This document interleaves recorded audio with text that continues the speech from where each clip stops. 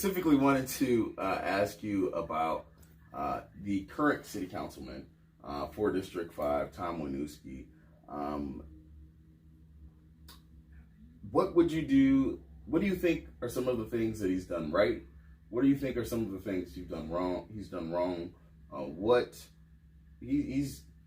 not going to be the city councilman for too much longer. Right. He's termed out. Sure. What do you think he's done right? What do you think he's done wrong?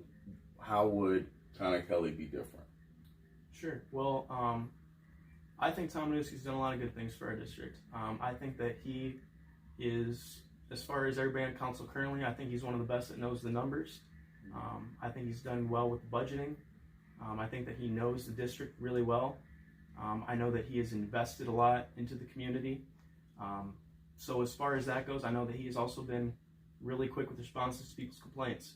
So most people that I've talked to, they love Tom Waniewski as a district councilman. But you know, there's always things that can be done better.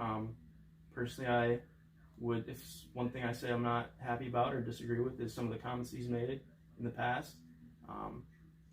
And I mean, those are certainly not comments that I would ever make.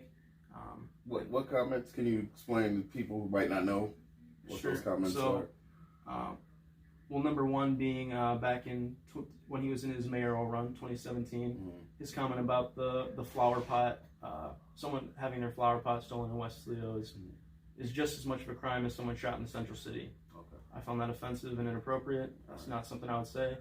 I was unhappy with it, and obviously the most recent regarding the upgrade. I understand that a lot of people in that neighborhood have complaints, as do a lot of businesses. I'd like to see issues with businesses handled behind closed doors and, you know, man-to-man, face-to-face, and not, you know, aired out in the streets for people to see what is said, especially comments like that. I found those comments regarding calling people cockroaches, I don't see anything constructive coming from that, and that's not something I would ever say. Do you believe that there was a racial element to those comments? I don't see how there couldn't be, quite frankly. Unfortunately, I think I don't know him well enough to make a call one way or another on that, but I mean, I think there's, you know, an uncomfortable trend there with his comments, and a lot of people came out and said that they viewed those comments were racist, and I'm not going to tell people how they can and cannot feel. I mean, if someone comes out and says, I think they're racist comments, right, then, I mean, what more needs to be said? So I would have liked to see an apology on that, but, I mean, that's my personal opinion on it. So there seems to be a recurring issue with this particular establishment. How would Connor Kelly deal with, say, a noise complaint or disturbing a place that serves alcohol, and you know, your constituents who are vocal about not liking that disturbance in the neighborhood, and also allowing, you know, the diversity of people that may come to that neighborhood and not live in that neighborhood. How do you, I think this is a very core of what a city council person does.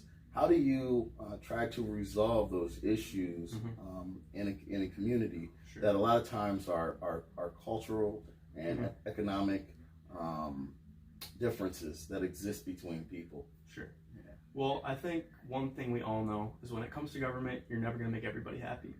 So I think compromise is everything.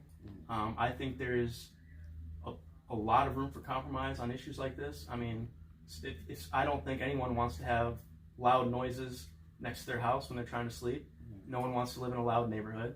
But at the same time, people are coming into our community and spending money, and people have a right to come out and have fun on the weekends or a weeknight and spend money.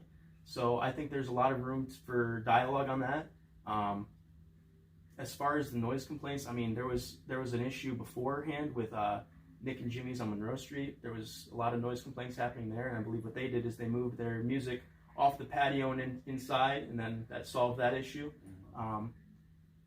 We want to make sure too, I mean, businesses that you're not, you know, a threat to public safety. And that's one thing that you want to keep in mind, but I'm not familiar with all the details on what has or has not happened at the upgrade in particular, but I mean, if there's an issue, then we handle the issue, but I don't see the benefit of publicly making comments that are offensive and not, handling business like adults. So I'd like to see stuff like that handled the way it should be handled. So as far as the issues at that particular location, I'm not exactly sure. I'd have to look more into those issues, but I think there's a lot of room for compromise.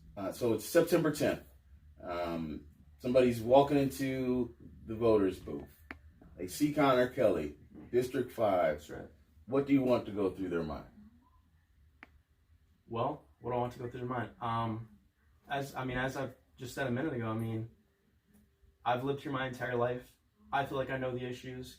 People can, do their own research and find out, where I stand on the issues. I think I've done a pretty good job at establishing what I believe in and what my vision is. And my pitch essentially is, do what's best, what you think is best for the community. Anything else you want to say to the people? Is there a website they can check out? How do they get in contact with you? Yeah, my website is electconnorkelly.com, and we do have a contact link on there, so you can email me at electconnorkelly@gmail.com. And that's that. Hey, thanks for sitting down with me. I Thanks for appreciate taking it. time. Yeah. I appreciate it. This is Great Black Swamp Talk. Remember, swamp up or sit down so we all may prosper. Peace. Follow Golden Rule Mac on Facebook, Instagram, YouTube, and Twitter. And don't forget to vote by September 10th.